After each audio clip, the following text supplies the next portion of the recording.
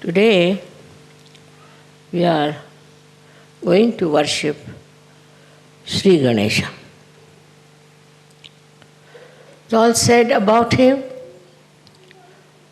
that he is the first deity that was created on this earth by Adi Shakti.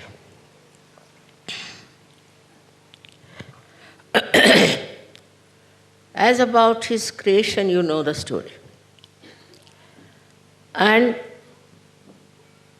also you know how an elephant's head was attached to it. Today, I am going to tell something more subtler about him, Kundalini, and the Mother Earth. He was made out of the Mother Earth.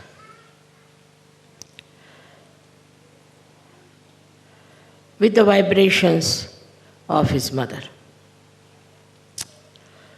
Now, the significance of Mother Earth, we have never understood. Now look at the Mother Earth. She is the one who produces all kinds of beautiful flowers of different fragrance, of different nature, color, heights. The trees are different. Trees, when they grow up, they grow in such a manner that every leaf of that tree gets the sun. Look at the collective sense which is given to us by this Mother Earth. We have never realized that this Mother Earth, which is giving us everything that we want, and the sun helps the Mother Earth, cooperates, coordinates with it. To go further with it, you have seen a picture where a Kundalini is coming out of the Mother Earth and half of it is seen. So, what does this Kundalini do for us? Or what does this Mother Earth does for us? The Kundalini leaves the Mother Earth as a reflection. And what does she do within us to build us up in which way? So it is the primordial power which is coming out of the Mother Earth. Mother Earth itself acts like a mother. She looks after you. She gives you whatever you want. And another miracle thing is that the highest tree is a coconut tree. And the coconut will never fall on any creature or any human being. That means it's all thinking, all understanding, all consciousness, all awareness is coming from the Mother Earth. But we never understand it. As it is, we take for granted. Now, what does she do for us human beings?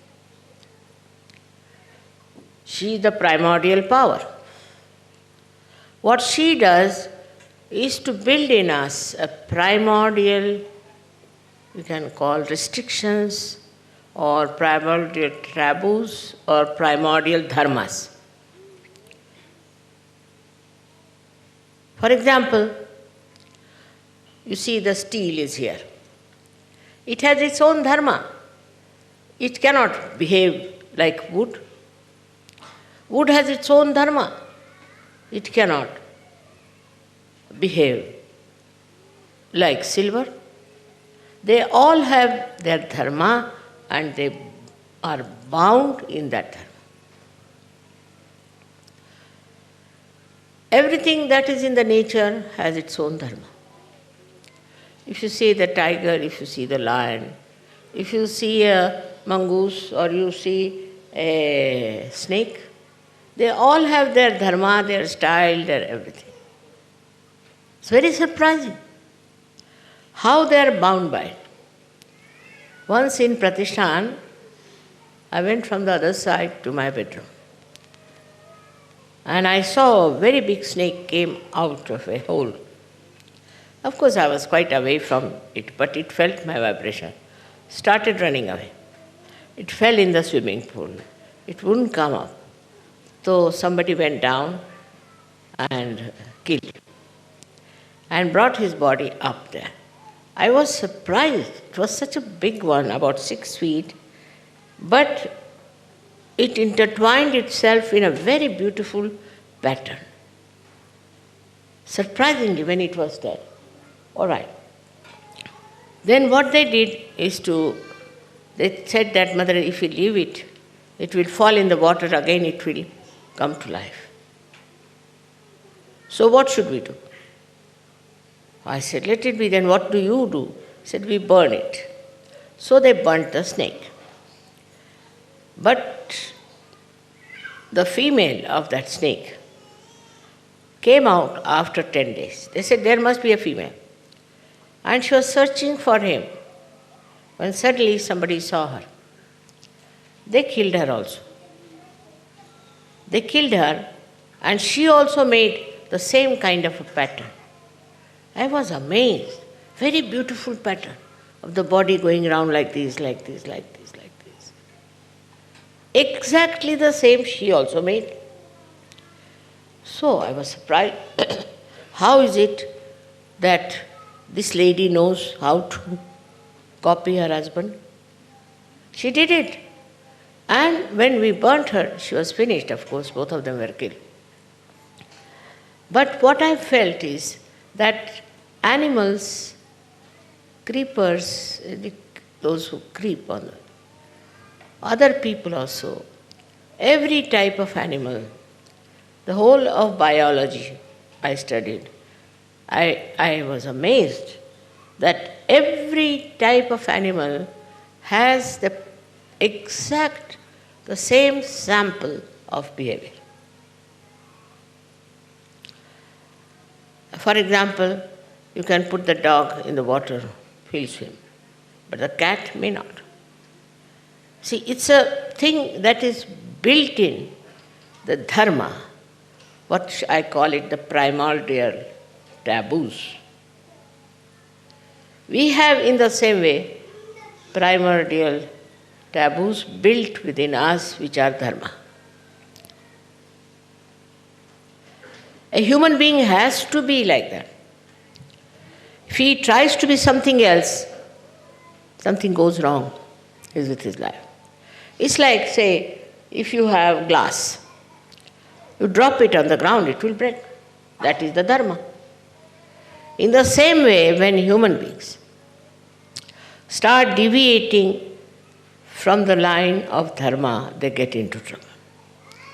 But it's only human beings who can do that. They can only cross over these taboos, these primordial taboos, and can become horrible. You see a person, sometimes I wonder what's wrong with him. He has a nice home, very good wife, everything. Then he has a keep. What is the need? For man, it is primordial that he should have only one wife and one husband. It's a taboo. As soon as you deviate from that, something goes wrong. Now, who punishes or who corrects or who destroys is this primordial power, which we call as Param Chaitanya.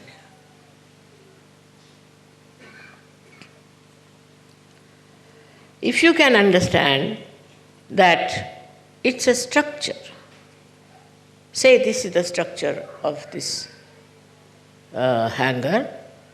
Now you want to break it, you can break it. because you are human beings. But it will be broken. As simple as that. We have to understand we are human beings. And we cannot do things which go against our dharma. Now, why the dharma? Dharma has to be there for our ascent. Now, man, in his intelligence and his progressiveness, thinks that anything he does, what's wrong?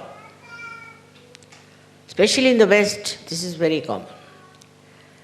But I must say for the Aboriginal people, or people who are, I don't know I should call Indians Aboriginal or not, but those people who were made aware of their primordial taboo somehow. As the animals know what is bad for them. And that knowledge was there with Aboriginals. Today we are here with Australians. And in Australia, Aboriginals are so many. I was surprised most of their words were Sanskrit. So they might have got it from India, or maybe they have gone there from India. So many words they have got which are Sanskrit. So, I started thinking about them. Normally, Aboriginals, say in India we have Aboriginals. We call them Gond, Kurku, Bhil. We had a lady who was a maid with us. Gahinabai was her name. She's an excellent cook, but she had her maryadas. All the time, like if my father came, she would immediately cover her head and go in the other room to respect him. Nobody told her to do that.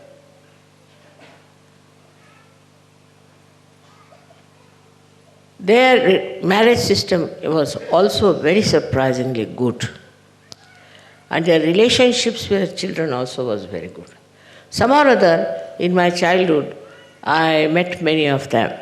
Because I also had a habit of going to the jungles where I used to meet them.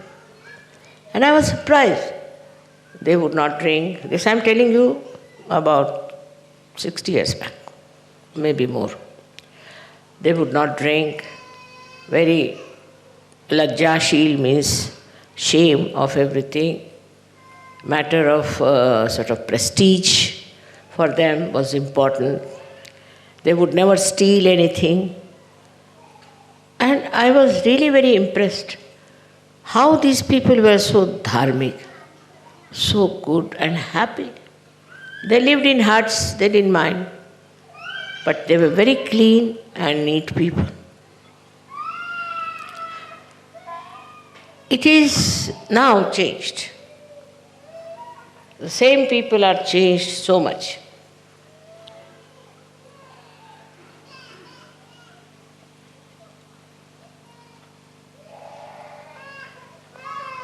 They were like sacred people, I tell you.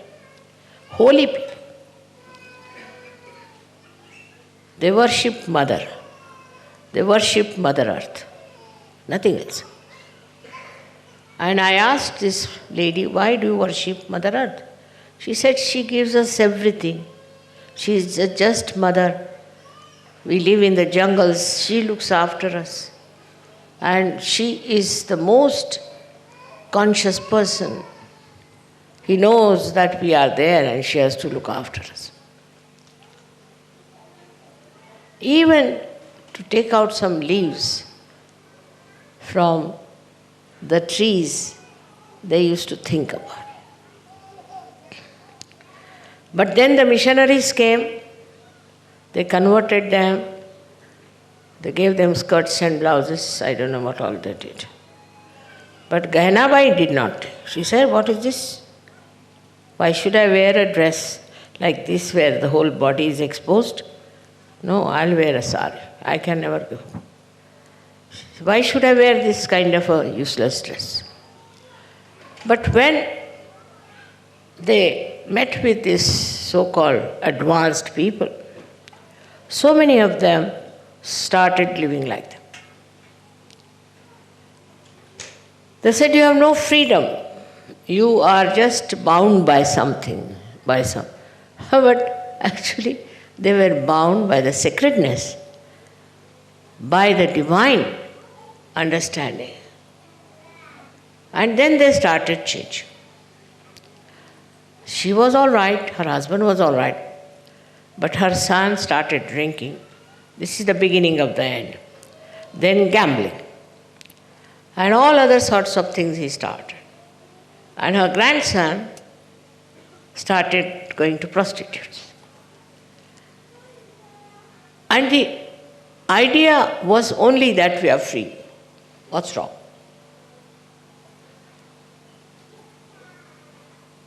Now these primordial taboos are in you, built in. They are there. These are existing maybe in a potential state. Maybe you have curbed them down. Maybe you have turned them out. But they are there. All the time they are there. And that's what we say, that you are leaving the maryadas. Or else we say that you are insulting Sri Ganesh.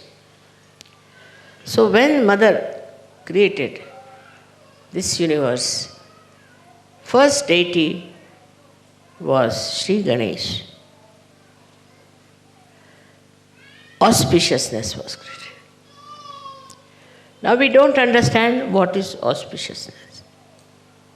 Auspiciousness is a complete understanding of primordial restrictions and also of the protocol. For example, in India, we all used to do that. Though I was in a Christian family, that before touching the Mother Earth, getting up from the bed, we used to say, "Oh Mother Earth, please forgive us, because we are touching you with our feet." So respect for the Mother Earth and for nature is built in within us. It's part and parcel. We are part and parcel of this whole, we can call it a whole universe. But when you get into this nonsensical idea of freedom, then you are leaving your Mother Earth. Your gravity itself reduces. This Mother Earth has to teach us. While we are plundering, now there's everything, ecology, people are trying. Whatever is outside is also inside. If you want to exploit your mother inside, or if you want to trouble your mother inside, you can also trouble this Mother Earth. Now what has replaced our understanding is very simple, is that we are paying more attention to money. If you can cut a tree, say, to get money, then it is hurting the mother. But if you are cutting a tree for beautifying her, then she is happy. Her discretion is so great. See the way she produces flowers. Different types of flowers. In different countries, different types of flowers. Like me, I saw in my country that flowers are extremely fragrant. Very fragrant. And she understands so much. Once I went to Australia, and this flower we call hibiscus, it's a red flower which becomes pink and then red. Imagine it becomes first pink and then gradually it becomes red. Even the sunflower goes on turning its face with the sun. Now, how can you say there is no connection between a sunflower and the sun? Automatically it goes on changing. So, these hibiscus flowers are the flowers which we use to worship Sri Ganesha. And the program was to worship Sri Ganesha. On the way, I saw so many trees of hibiscus just flowering. I said, at this time, so many flowers I saw. I said, I think you better get these flowers for the puja. And when I arrived in the hall, all the Sahajogis had bought hibiscus on their own. I never talked to them, just on their own. They didn't know that it is to be used for Sri Ganesha.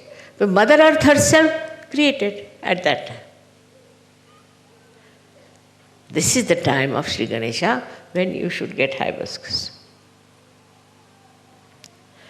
It's very remarkable how the nature is so much within us and how this whatever is within us guides outside and receives the blessings. We are not something separate. This Mother Earth is our home. We have a home in her and she has a home within us. I said today that for Sri Ganesha, he had the body of the clay, just ordinary. So you can imagine, you can really think of it, how this whole universe has created us. All of it is within us. And when we try to hurt something, then we are hurting ourselves. The intelligence of Mother Earth I have seen from my childhood. It's such a beautiful thing to know the nature and the Mother Earth. That's why all the saints in India especially used to go and live in the forest. Only in the forest you could see clearly how this primordial bondage was absolutely obeyed naturally by the nature. For us it is difficult. We are rather free people. So simple things like a woman should be always covered properly in her body because she respects her body. She respects her chastity. But if you tell this to somebody, they won't listen. As you see the evergreens, they are always clad. No leaf prop falls off. I call them as the females. And the other trees, deciduous, they do lose their leaves. So I call them as men. Because they are men. Here the other way around, I have seen, if I used to go to any party, somehow or other they thought I was a very serene person. You meet somebody immediately, the man will button up himself. And the women will open themselves. So the whole brain from here has gone to this side and this one has come this side. It's so stupid. But even Mrs. Thatcher this said that it is our culture that women must expose their body. What? Are they prostitutes or what?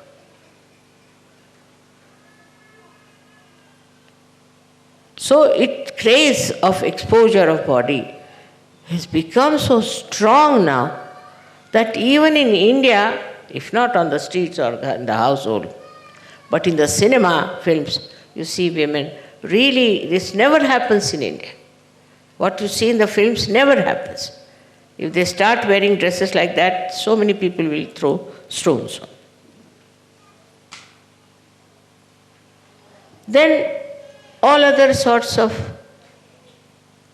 I shouldn't say clumsy, but very grotesque thing happen, like, I can't understand, man having relation with man, woman having relation with woman, and children, and this and that and that. We didn't know this in India, didn't know. Why is it happened here?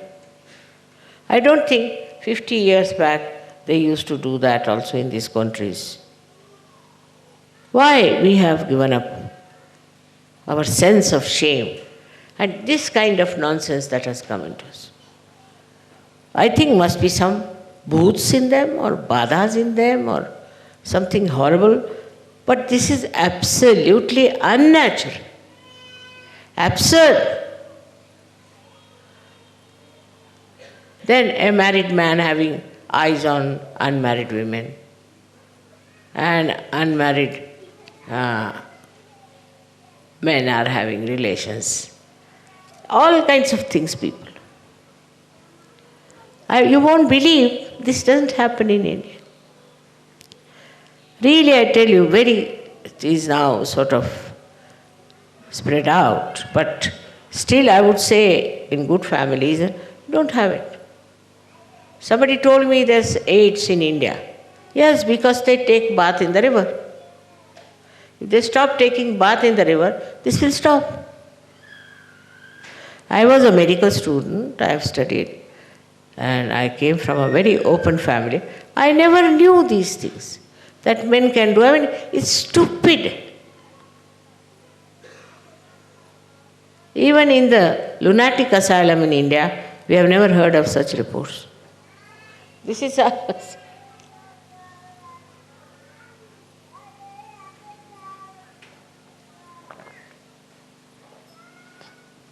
You see the children. The other day, Guido gave me a present of a girl who was feeling shy, little girl, holding her frock like this, feeling shy. Shyness is the ornament of woman. Children are all shy. I remember my granddaughter, she was once watching one magazine. She was very small, 2 years or so.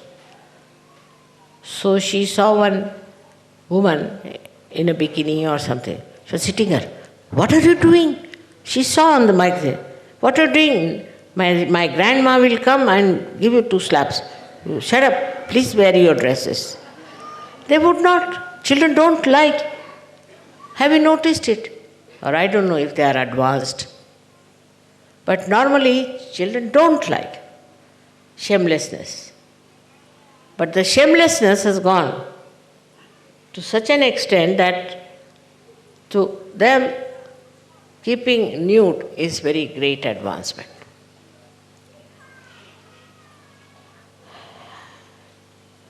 This is nothing. Somebody told me that he wanted to save the aboriginals, but they were so much impressed by the white skin that they accepted everything. But they were even having relations with own sister, daughter, mother. Competition. These are the subjects. It's rather heinous to talk about. And I can't understand how can human being go to that level. And at this time we have Sahajog. where you have become aware of your natural taboos. It is there because I told you, potentially it is there. It is enlightened and suddenly you have accepted. I never expected so much, I tell you, but you have accepted it. And not only that, but you are enjoying it. You are practicing it. You see the lives of all the great saints. You can't have something like Diana. They are going to call her a saint. She had no maryadas. Oh, I have sympathies with her because her husband tortured her or maybe something. But maryadas are very important. How can she be a saint? Now, if you become just an ordinary human being who has his taboos, who understands, who is aware, then they will say, oh, what a man he was. I mean, he was. He was born like that. So such a man is praised, in the West especially.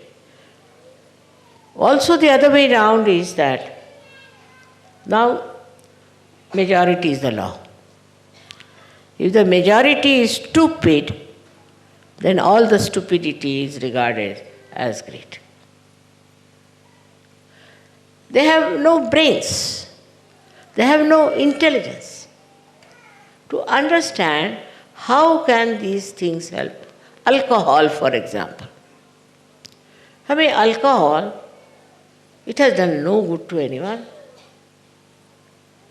But alcohol, without alcohol, you are no good. They won't talk to you. They say that unless you take alcohol, you cannot talk.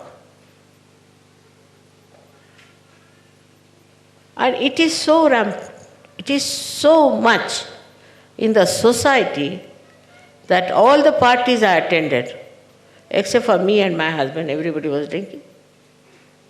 And drinking much more than normal because it was free. They are all poisons. These are all poisons, spoiling us completely from one to another. This one is taboo now for cigarettes. Can you imagine? Why to smoke? I don't understand, like a chimney, people are smoking. But they have no courage to give it up now. Everywhere, no smoke, no smoke, no smoke. When will they start? No alcohol.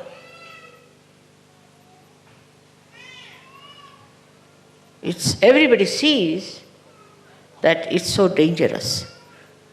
It is against human awareness. Everybody sees. You see people falling down, you see people cursing each other, fighting. I tell you, if you stop this alcoholism, all this shamelessness will go away. Because when you take alcohol, your awareness is affected. One alcoholic told me that when I take alcohol, I don't see my sister as my sister, but see her as my beloved. Huh? How do you do that? Yes. But for all social status and all that, you must drink. Now, we don't even understand how our primordial taboos are completely battered by the society we are. The simple thing is that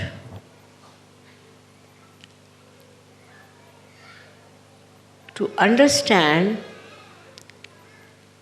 your own self, better sometimes see the stupid people. You'll be amazed what sort of things they are doing, because I used to be very amazed. What are they? And then to cover it up,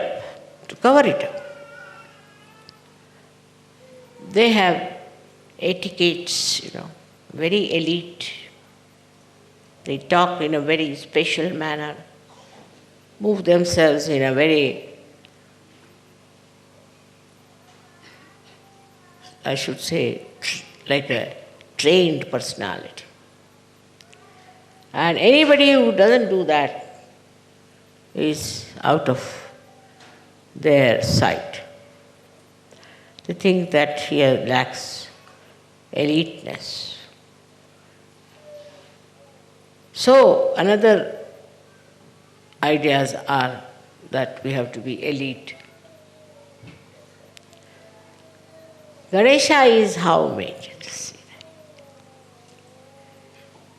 that. Look at him. He is by no means elite. He eats like a glutton.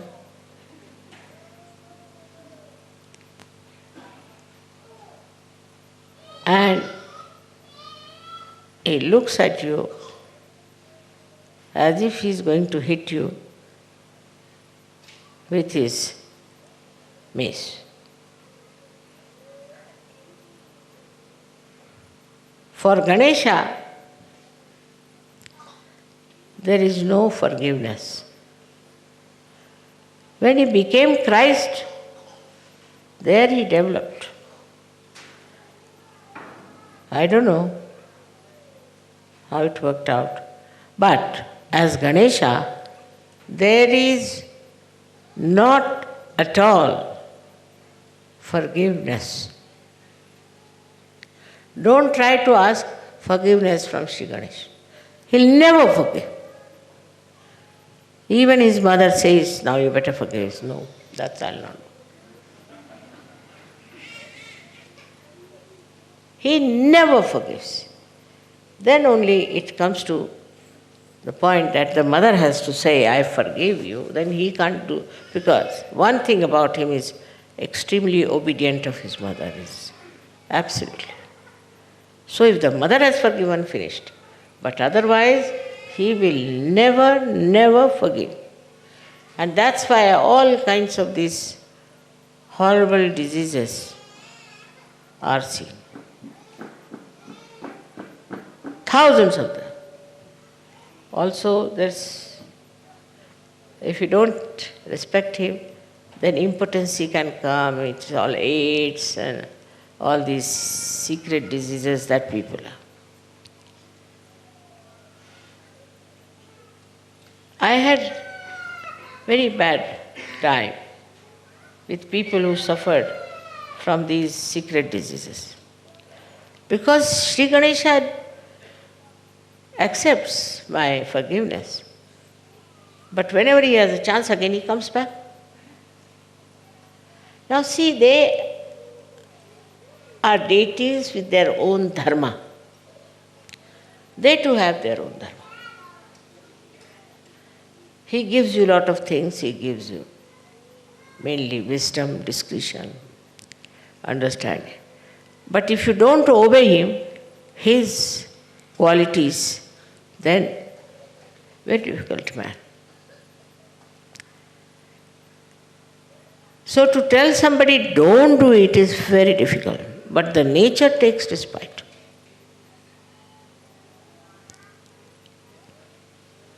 If you want to become patient, it's not difficult. But to get you cured on the Muladhara is very, very difficult. You do get cured, no doubt, ultimately, but the most difficult disease is from Muladhara. He is a child, all right?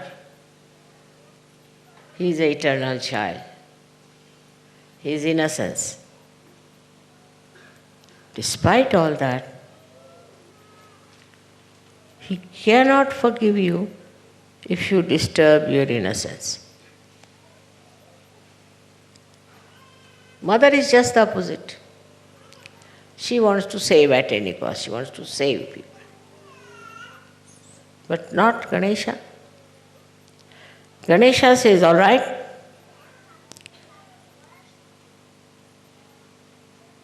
you better go to hell. And hell is in our own lives here, you see. Those people are drinking, smoking, prostitution, all this. This is all hell.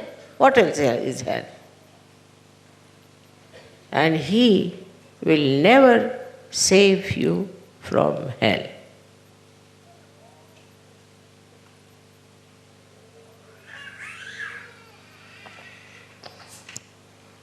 Only in your arti, in Marathi arti of Sri Ganesha, they say that at the time when I am getting my realization, you must save me.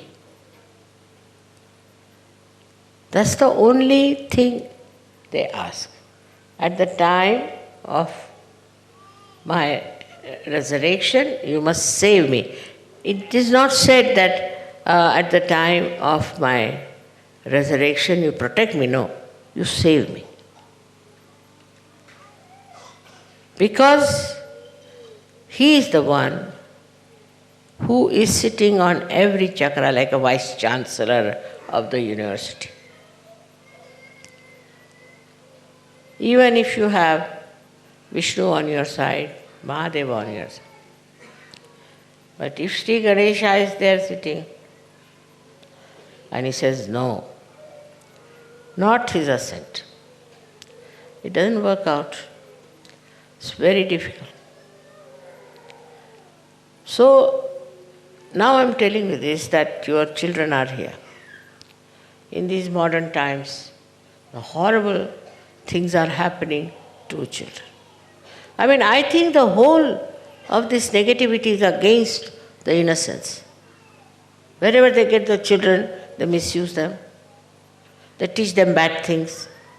Even the schools, everything is so horrific. So then, we have to be careful. We have to be very, very careful about our children. We have to guide them properly, look after them, and let their primordial Toby should be that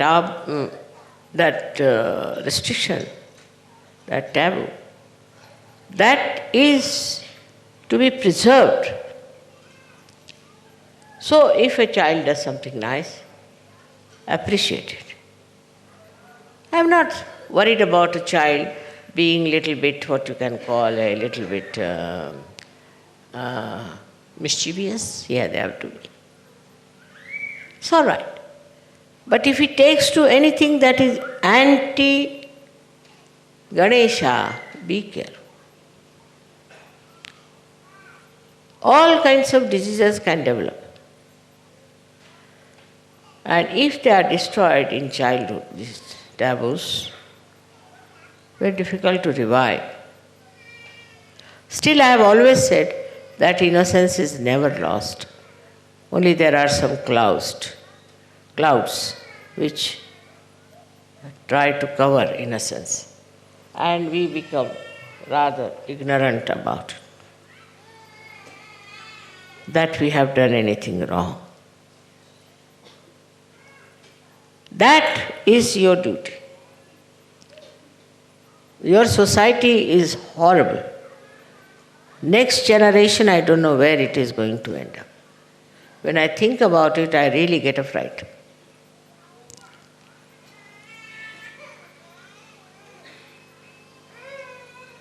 The solution is that you have to be careful about your children and their thinking and their attitude towards Sri Ganesh.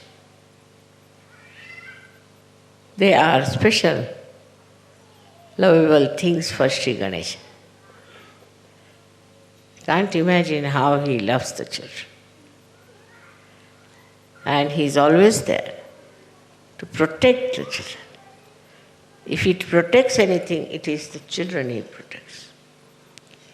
And if you people really understand what I am saying now, because if you have to cross this margin of human life and spiritual life.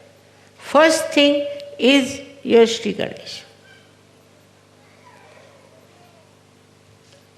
When Kundalini rises, Sri Ganesh is quiet. Just supports the Kundalini to rise. He is the one who also suggests to you that it's wrong way you are doing things. He looks after, but he'll not forgive you. It is not so difficult. The way people talk about their physical needs and all this nonsense, even the animals don't talk like that. Try to enjoy things which will give you real enjoyment. For example, flowers, nature, garden. Instead of destroying this nature, try to build it up, try to see how you can make it a beautiful garden or a beautiful place. Every time I'm here, I'm thinking, what should I do with this land here which is very barren? How can I change it? All the time there is thought about how to make it beautiful.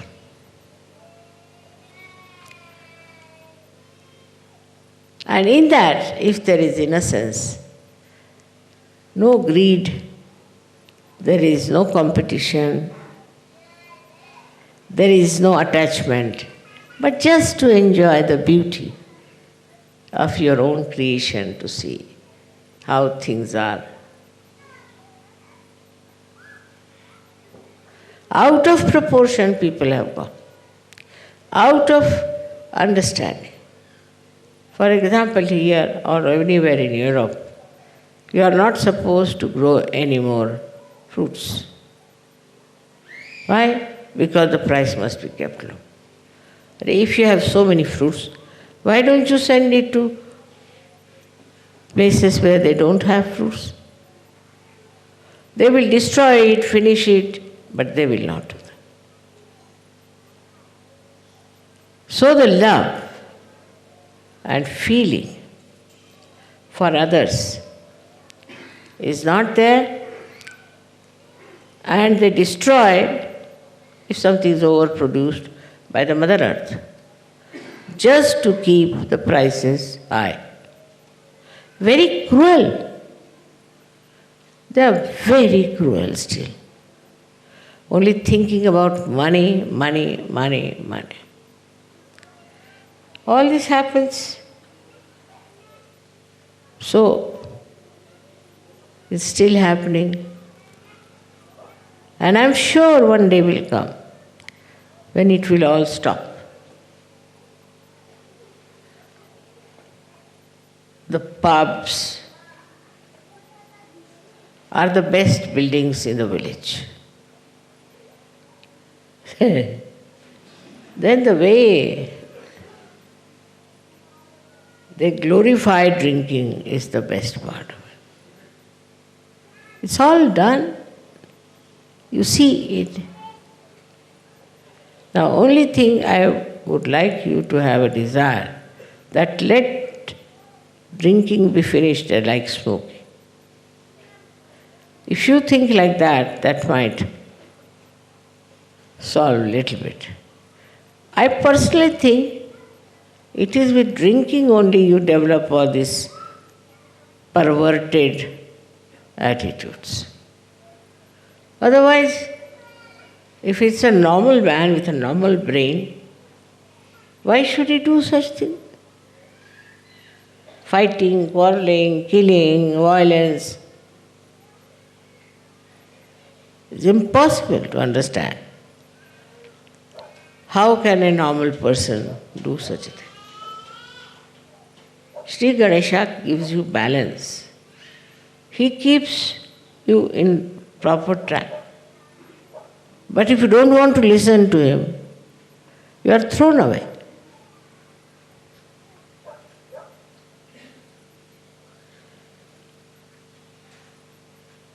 I hope we understand our relationship with nature, with Sri Ganesha, and with our Kundalini is like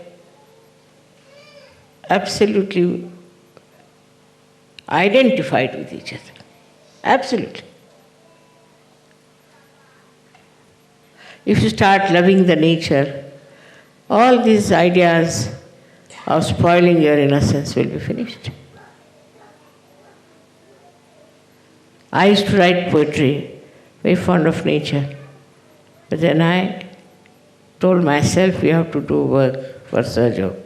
If you take to poetry, they'll all call you a poetess. I don't want to have any such position to be a poetess or all that. So I gave it up. And I was a very good sportswoman. I used to play things. I stood first in every sort of game. And I had championship, this, that. I gave it up. Whatever I did, I used to get into it. I studied medicine. I stood in the first in the whole university. Gave it up. Why? Because I am the primordial mother. And I have to do the job of awakening the primordial nature, the dharma within human beings, and that's what I have to do, and nothing else. But for that I don't do anything. I mean, I am Nishkriya, I don't do anything. Really I don't do. It's done by the nature, done by Sri Ganesha. Vishnu, Mahesha, everybody, they are doing it. But then what is the relationship? The relationship is, they are all in my body and they are all bound by their own dharma. And they act. This is the relationship. Spontaneous, automatic, like a built-in relationship. For example, the fan is built in. So as soon as you put the button, it starts moving. It's like that. All of them are related to me. And they have a tremendous protocol, tremendous respect, that if I say anything, they will not finish it. See, this thing is that very, very deep thing that I am telling you, that you are a human being. That is, there is built-in within you are your dharmas. And if you go against your dharma, then you will be finished. They are all built in within you. They are all there, potentially. I hope you will understand how important it is to be aware of your restrictions within yourself. So, thank you very much, all of you. May God bless you.